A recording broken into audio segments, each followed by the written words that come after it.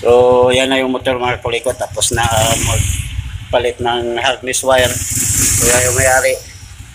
So, gano'n lang magpalit ng harness wire mga kulikot. Kailangan tingnan nyo yung sasakit. Kasi minsan mabilo nyo na harness wire, balik-baliktad yung wiring nyo. Good afternoon mga kulikot. Ngayong araw na ito mga kulikot, magpapalit tayo ng wire harness sa XR110. So bago ko umpisahan, don't forget to subscribe my channel and click na rin yung notification bell para updated ko sa mga bagong video. At pati like na rin, comment and share. At pati follow na yung Facebook page ko mga kulikot. So hindi na natin patatagalin kasi baka abutan tayo ng gabi. Kasi dito kami ngayon sa South Asian. So yung mayari. Get out. So bago ko umpisahan pagkatapos ito.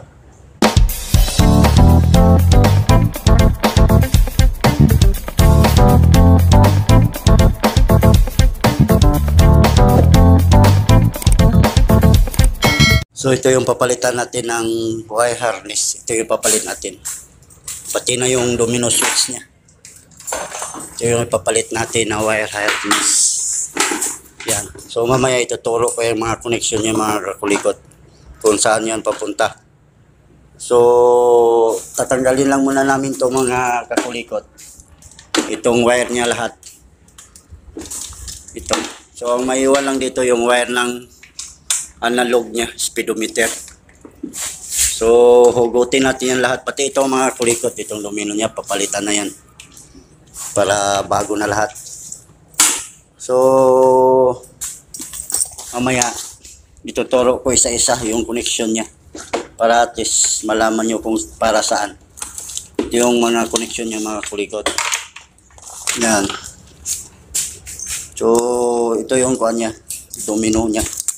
So nakalagay na, tinabit ko na partial battery niya mga kulikot, itong kulay red. Ito yung sa ground, yung battery niya. So ito siya mga kulikot, ito yung sa kuan, sa dito sa kuan niya, sa sensor niya sa engine. Then ito yung sa tail light. Ito. Then dito tayo mga kulikot. Ito yung sa starter relay niya. Then ito yung dito sa starter niya, yan. Then itong isa mga kulikot, ito sa regulator niya. Then ito sa starter relay. Then ito siya sa flasher relay niya mga kulikot. Ito siya, ito yung sa CDI. Sa CDI. Then ito mga kulikot, ito yung sa ito yung sa CDI. Ito yung sa indicator niya mga kulikot. Ito yung sa CDI niya. Ito yung sa kuha niya, sa yung connection doon sa stator. Yan. So dito mga kulikot, mamaya ituturo ko yan lahat.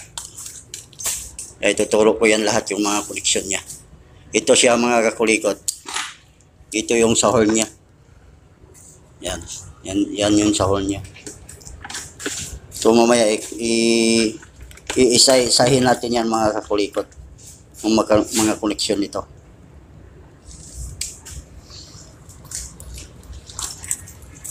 So tatanggalin lang muna namin lahat. Yan yung itsura ng motor niya. So dito kami sa third floor ng South Seas. Sa may budiga. Ito yung mga switch niya. So ito yung tatanggalin natin mamaya kasi ililipat natin dito. Dito. Ililipat natin. Dito sa kuwan niya, tanggal na. So ito, kailangan natin talaga ito matkuhan mga kulikot para mapasok natin para sa battery. So ipapaliwanag ko yung wiring niya dito sa may tail light mga kulikot. Ito siya is ground. Ito siya yung tail light. Itong kulay yellow is yellow with green is brake light. Then ito sa right yung light blue. Yan, light blue. Yung orange is left signal light. Ito sa right signal light. So lagay na natin. Dito tayo sa baba. So tingnan natin yung starter niya dito mga kulikot, kung tama ba itong wiring niya. Sa starter relay. Tama lahat. So ilagay na natin yung sa relay. Starter relay. Ito siya yung papunta doon sa motor ng starter.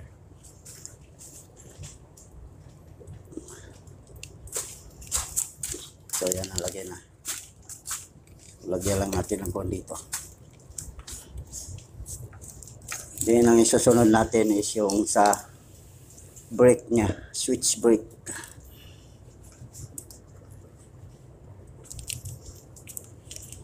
Ito yung switch brake niya mga kakulikot. Tingnan natin kung tama yung wiring niya. So tama. Yan na. So susunod natin yung sa kuan. Sa placer relay. Yung placer relay bro. Ito yung sa placer relay. So tignan natin. Dapat pag mga kulikot, ito yung kuan, accessory light. Pag light, ito yung papunta doon sa switch. Tignan natin tama ba. So tama siya. So lagyan na natin. Placer relay niya. So yan, nalagay na. So lagyan lang natin ng electrical tape.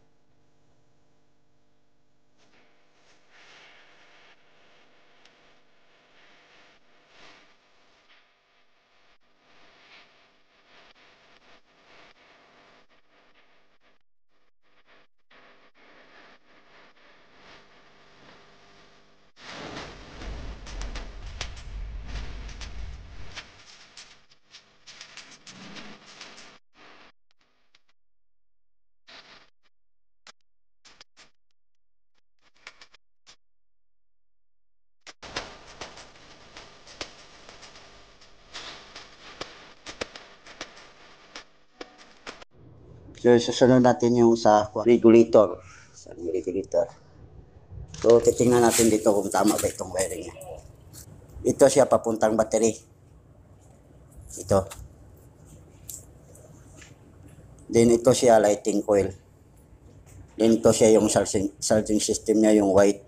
Then itong green is ground. So yan na yung mga kulikot, tama naman. So lagyan na natin. So yan na. So lagyan lang natin electrical tape. So dito na tayo sa kuan, sa charging system niya. So ito siya mga kulikot, itong yellow with blue, ay blue with yellow. Ito yung kuan niya, pulser. Ito siya yung white, yung charging system. Itong yellow is lighting coil. So tingnan natin kung tama. So tama siya. So pwede lang natin ilagay. Yan, nalagay na natin. So ito siya mga kulikot. Ito yung primary coil niya mga kakulikot.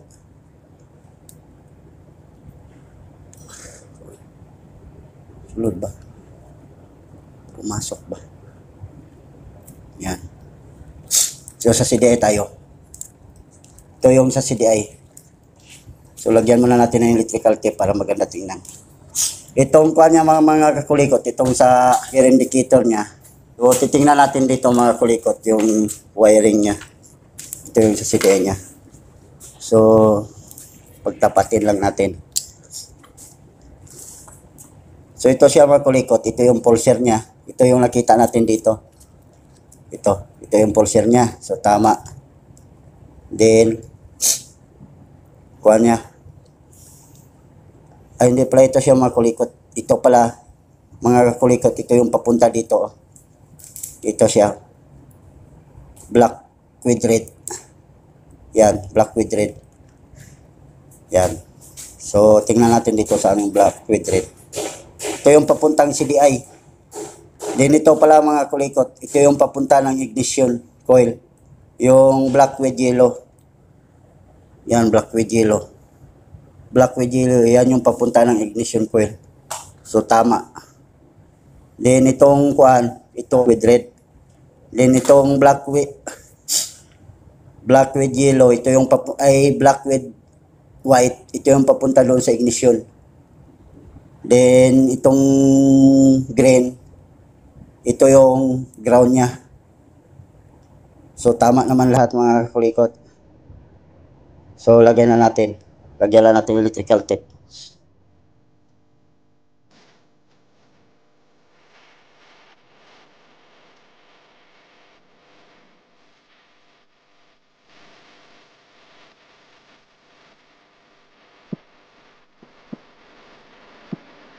So pwede natin yan isalpak. Tingnan natin doon mamaya kung saan yung kuha niya, function niya. Yan. Kasi kuha lang ito, neutral, first gear, second gear, then third gear, fourth gear. So dito tayo. Sa ignition niya. So salpak natin itong ignition niya mga kulikot, tapos pandarin natin kung andar.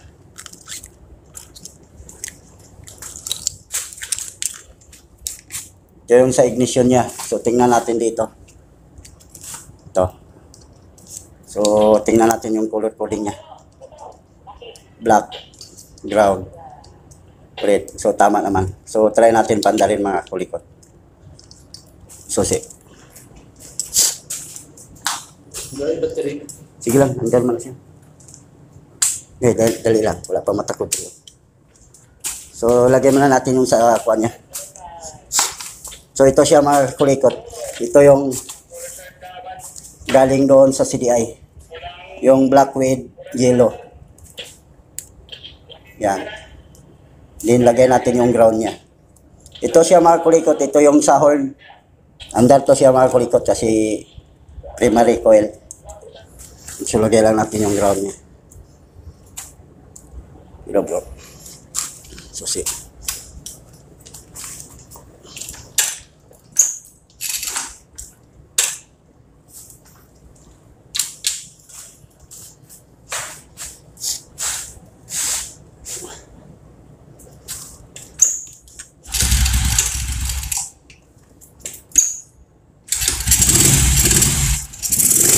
So yan na mga kulikot, tumandar na.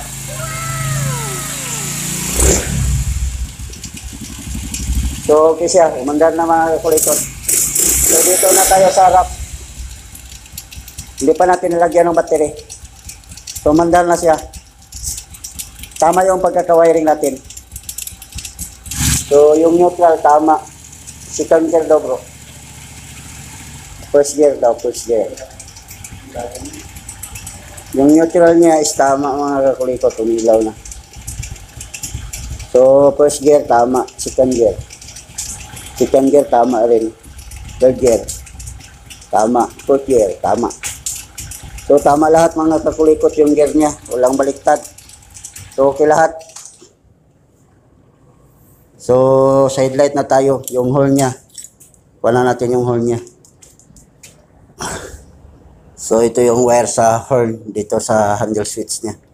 Ito sa handle switch. So iba yung color coding niya mga kulikot. Sana ako ano ito eh. Light green. So ito siya green. Hindi light.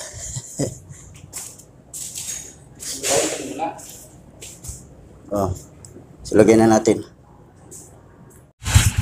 So yan na yung motor mga kulikot. Tapos na palit ng harness wire. So yan yung mayari. So gano'n lang magpalit ng harness wire mga kulikot. Kailangan tingnan nyo yung sasakit. Kasi minsan mabilo nyo na harness wire, balik-baliktad yung wiring niya. So mahirap naman masunog yung motor natin. So hanggang dito na lang. And don't forget to subscribe my channel, Grinda Kulikot. Sana may marami kayong natutunan sa kunting pagtuturo ko mga kulikot. Salamat. Bro, hi bro. Yan yung mayari.